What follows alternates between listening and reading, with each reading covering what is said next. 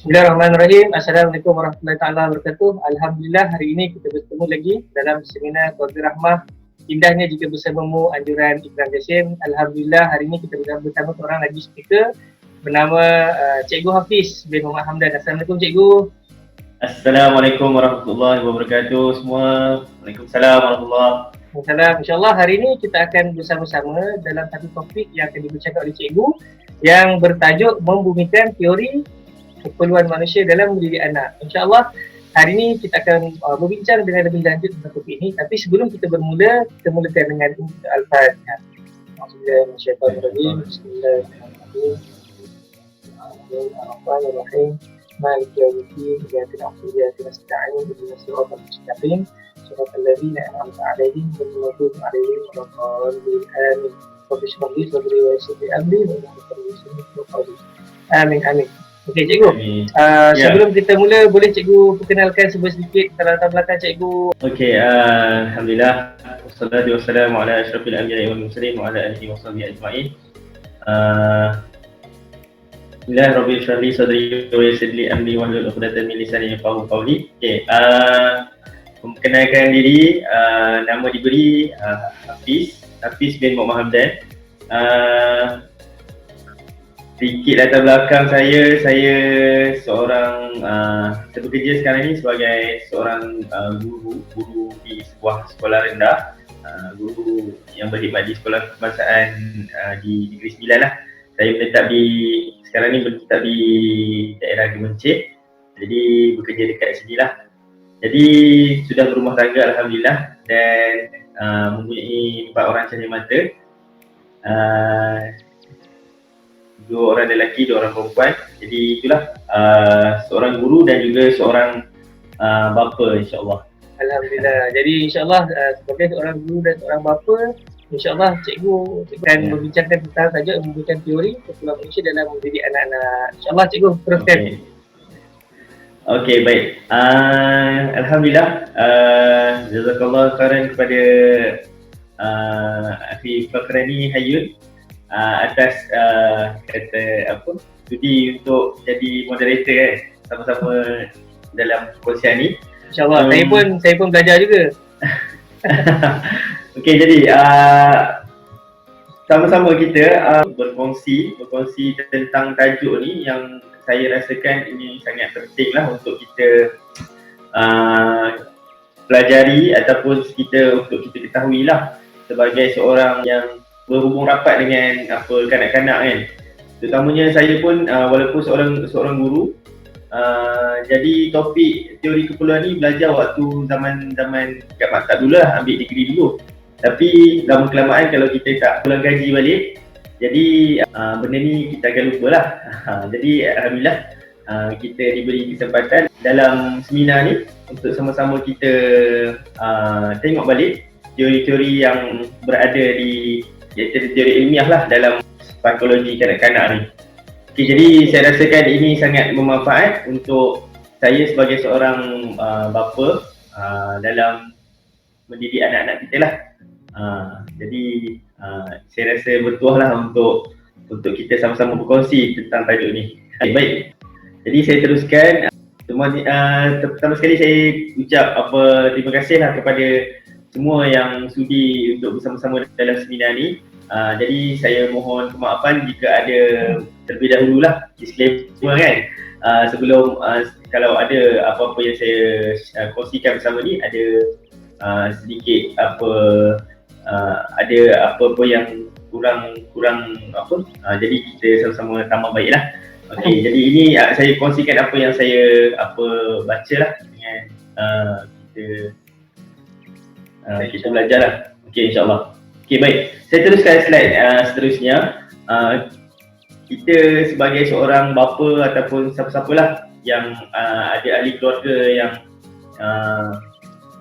kanak-kanak ni, tak kisahlah kita tak kahwin lagi tapi kita ada anak saudara, kita ada sepupu yang masih lagi dalam peringkat muda ni.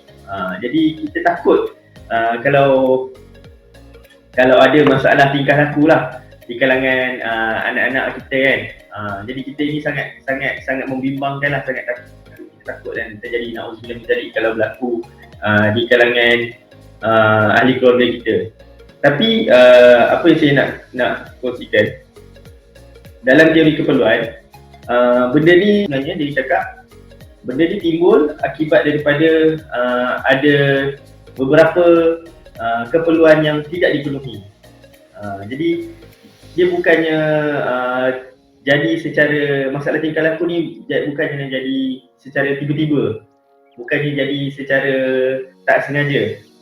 Jadi ada beberapa keperluan ataupun keperluan manusia tu fitrah dia tidak dipenuhi. Jadi berlakulah masalah tingkah laku. Jadi ya, itulah yang saya ingin timbulkan lah. Jadi kalau kita dapat penuhi keperluan seorang manusia itu, insya-Allah masalah-masalah tingkah laku ni kita dapat elak lah. Antaranya yang dapat kita tengok dalam gambar ni, contohnya masalah bully, masalah vandalism, masalah anak ni suka tidak mendengar cakap kan, suka lawan, bergaduh, yang ekstrim lah. Yang biasa-biasa, yang main tu biasalah semua orang buat kan, tapi ini yang ke tahap yang ekstrim kan. Jadi masalah tingkah laku ni. Jadi kita boleh kata masalah tingkah laku ni adalah berpunca. Dia ada sebab. Dia ada sebab. Bukannya tiba-tiba dia memang dilahirkan untuk buat masalah tingkah laku. Tidak. Bukan. Jadi dia tak jadi macam tu. Jadi dia ada punca. Jadi kita nak tahu dari sudut psikologinya, kenapa masalah ni boleh berlaku. Jadi kita nak ubati ataupun nak rawat lah kan masalah tersebut. Jadi saya ingin memperkenalkanlah teori keperluan manusia Maslow ni, yang ramai orang di luar sana yang pasti kalau dia berkhidmat dalam bidang yang ada kaitan dengan manusia ni, dia akan belajarlah teori keperluan manusia ni. Kalau dia seorang guru, kalau dia seorang yang terlibat dalam kesihatan ataupun dia bidang yang berkaitan dengan manusia, pasti dia akan belajar teori keperluan manusia ni lah. Jadi dia siapa yang pengasas teori ni, nama dia Abraham Maslow. Siapa Abraham Maslow ni? Abraham Maslow ni adalah salah seorang psikologis lah, ahli psikologis, ataupun kita panggil saintis psikologi manusia lah. Dia orang yang mengkaji psikologi manusia. Jadi beliau orang yang sangat berpengaruh lah dalam sampaikan sekarang ni masih lagi kita perdebatkan, kita guna teori keperluan manusia ni. Jadi Abraham Maslow ni sumbangan dia ialah inilah hierarki keperluan manusia ni. Jadi kita akan berkenalan lah apa yang cuba diketengahkan oleh teori keperluan manusia Maslow ni. Okay, kita bergerak ke slide yang seterusnya, iaitu kita nak berkenalan dengan siapa pengasas teori keperluan manusia ni. Teori keperluan manusia ni diasaskan oleh individu yang bernama Abraham Maslow. Abraham Maslow ni dia salah seorang psikologis yang sangat berpengaruh lah, sehingga kan sampai saat ini kita masih perdebatkan lagi teori keperluan manusia. Walaupun ada perdebatan dan sebagainya tentang teori keperluan manusia ni, tapi masih lagi kita guna kerangka keperluan hierarki keperluan manusia Maslow. Jadi walau apapun perdebatannya, tapi kita penting untuk kita ketahui sedikit asas lah tentang keperluan asas manusia Maslow ni. Jadi beliau ni sangat berpengaruh dan banyak menghasilkan bahan-bahan ataupun perkongsian berkaitan dengan psikologis lah yang banyak menjadi rujukan kaunselor sehingga sekarang ni lah. Baik, jadi kita gerak seterusnya untuk kita tahu lebih dekat lagi apa itu teori humanistik ataupun teori keperluan manusia yang cuba diketengahkan oleh Abraham Maslow. Okay, jadi teori Maslow ni, walaupun kita tak pergi kepada teori yang Abraham Maslow bawa ni, tapi kita nak berkenalan sedikit lah secara asasnya. Teori Maslow ni dia cuba bagi tahu, dia kata manusia ni apa dia ada kait rapat dengan motivasi. Okey, jadi manusia ni dia ada drive. Kita ni kehidupan kita ni ada motivation, ada drive kita. Jadi daripada seasasnya motivasi tu sampai motivasi yang kompleks lah. Jadi macam mana kita nak apa kesan motivasi ni, dia di-express ataupun ditunjukkan oleh tingkah laku lah.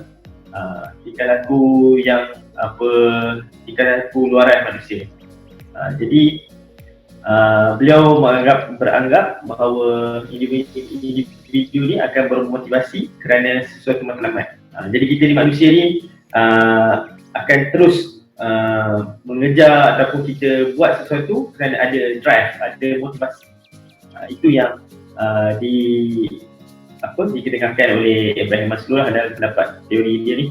Okay, jadi manusia matlamat ini dianggapkan sebagai keperluan, maksudnya perlu dipenuhi sebagai seorang manusia secara fitrah, walaupun manusia tu daripada mana-mana sudut dunia pun sekali.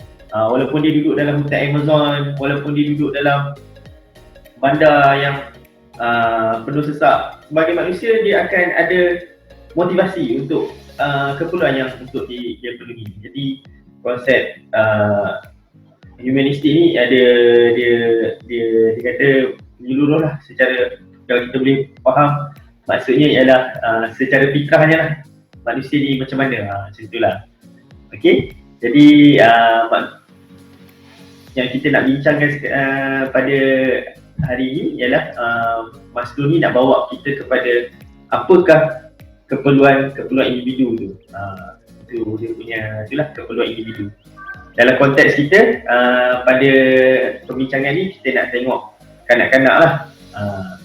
Dia sebab setiap peringkat tu berbeza, jadi kita nak tengok dari sudut kanak-kanak.